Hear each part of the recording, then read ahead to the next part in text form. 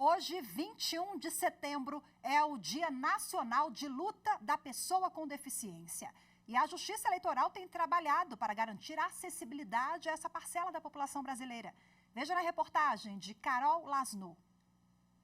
No Brasil, mais de 1.271.000 eleitoras e eleitores declaram ter algum tipo de deficiência ou mobilidade reduzida, de acordo com dados da Justiça Eleitoral, que tem o dever de garantir o acesso dessas pessoas à vida pública e aos serviços eleitorais. Para isso, é preciso eliminar barreiras físicas e de comunicação que possam impedir o livre exercício do voto. É direito da pessoa com deficiência votar com o auxílio de alguém de confiança, inclusive com o acionamento das teclas da urna. Antes das eleições, é possível requerer a transferência do local de votação para uma seção acessível. Nas eleições do ano passado, foram mais de 163 mil com acessibilidade espalhadas pelo país. Pessoas com deficiência auditiva podem votar com auxílio de tradução para a língua brasileira de sinais. Os equipamentos de votação também são preparados para atender deficientes visuais. Além do sistema em braille, há fones de ouvidos descartáveis disponíveis para quem precisa de dispositivo de áudio para votar. Todas essas ações têm o objetivo de igualar a oportunidade de acesso aos serviços e dar autonomia às pessoas com deficiência ou mobilidade reduzida na hora do voto. Conheça agora outras leis que amparam as pessoas com deficiência e quais as dificuldades encontradas por elas para terem acesso a esses direitos. A reportagem é de Carolina Chaves. Dante é um menino de 4 anos, alegre e cheio de energia. Aos 2 anos de idade, a mãe percebeu alguns atrasos no desenvolvimento e, ao fazer exames em um hospital particular, o menino foi diagnosticado com transtorno do espectro autista não verbal. Desde então, eles esperam pela primeira consulta solicitada na rede pública. É muito difícil, né? A vida atípica ela é uma loucura, é uma montanha-russa e, assim, é uma dificuldade ter o acesso, né, pelas vias públicas. Os atendimentos, eles são extremamente dificultosos, a gente não tem acesso, né? A gente está na fila de espera tem 2 anos, quase 3 anos. A estimulação precoce é essencial para casos como o do Dante.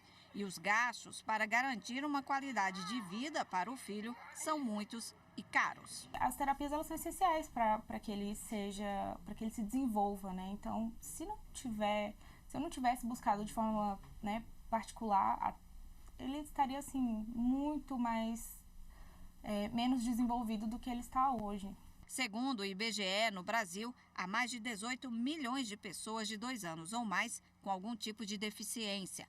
Não é por falta de legislação que os direitos não são garantidos. A Lei Brasileira de Inclusão de Pessoas com Deficiência, também conhecida como Estatuto da Pessoa com Deficiência, de 2015, incorporou os princípios da Convenção Internacional realizada em 2006 pela Organização das Nações Unidas e ratificada pelo Brasil em 2008. Trata, entre outros temas, sobre discriminação, atendimento prioritário e acessibilidade. Especificamente no campo da saúde, a Política Nacional de Saúde da Pessoa com Deficiência estabelece as principais diretrizes: promoção da qualidade de vida, assistência integral à saúde, prevenção de deficiências, ampliação e fortalecimento dos mecanismos de informação, organização e funcionamento dos serviços de atenção à pessoa com deficiência, capacitação de recursos humanos. Além disso, há várias leis que garantem a dedução do imposto de renda para pessoas com deficiência, efetiva integração social e contratação de pessoas com deficiência, além das regras de acessibilidade. Para Luciana, as leis são suficientes, mas é preciso torná-las eficazes. É essencial para a conscientização, né? Mas a gente ainda encontra dificuldades assim a todo momento com relação aos atendimentos, o acesso aos atendimentos, que é muito difícil. Então, tem as leis, mas, né, infelizmente, a gente ainda não consegue, de uma forma que seja fácil, o atendimento, né, que era para ser uma prioridade. Bom, e agora sobre a espera por atendimento na rede pública, que nós mostramos há pouco na reportagem, a Secretaria de Saúde do Distrito Federal disse que o paciente com dúvidas sobre o andamento de solicitações de consulta, exames e cirurgias deve procurar a unidade básica de saúde de referência.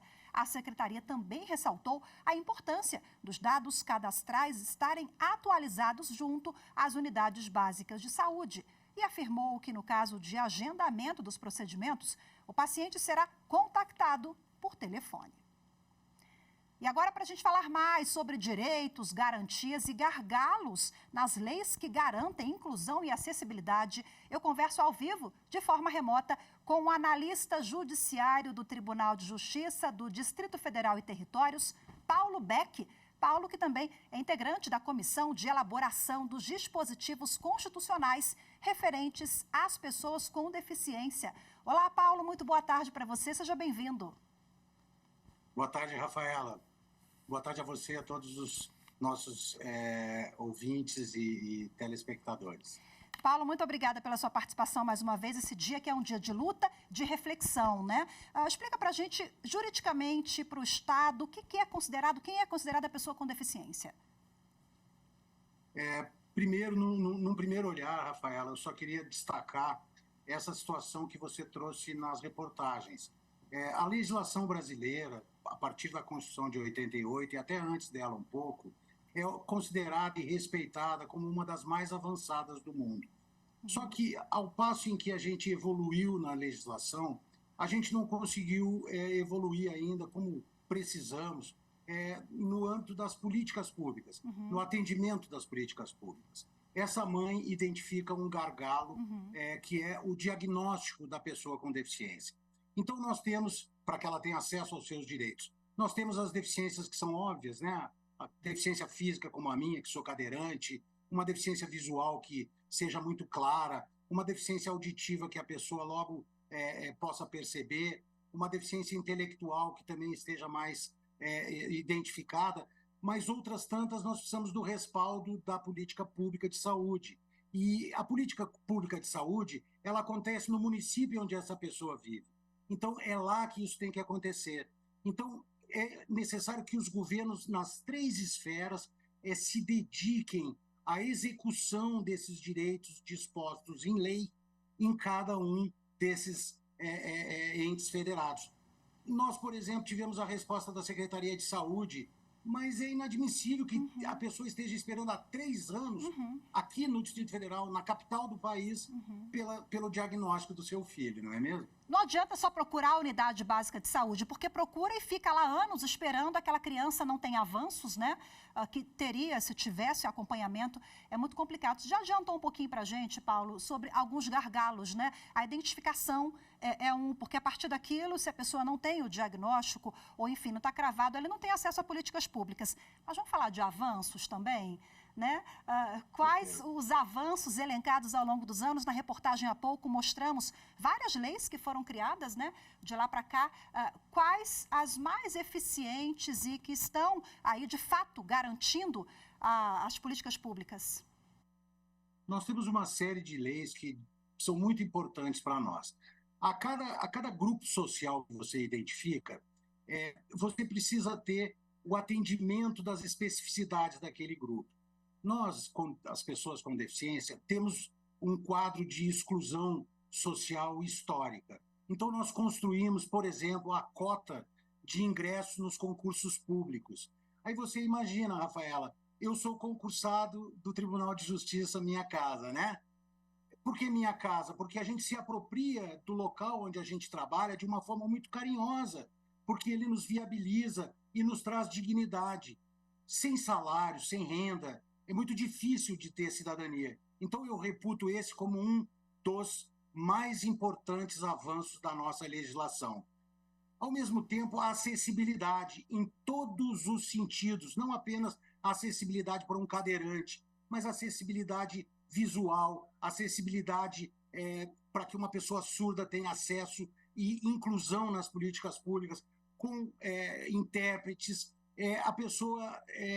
Nós aqui em Brasília temos, por exemplo, uma central de intérpretes que ajuda as pessoas surdas, as pessoas cegas terem acesso a todos os seus direitos, eventualmente dispostos em braille ou narrados em áudios para que elas possam ter acesso.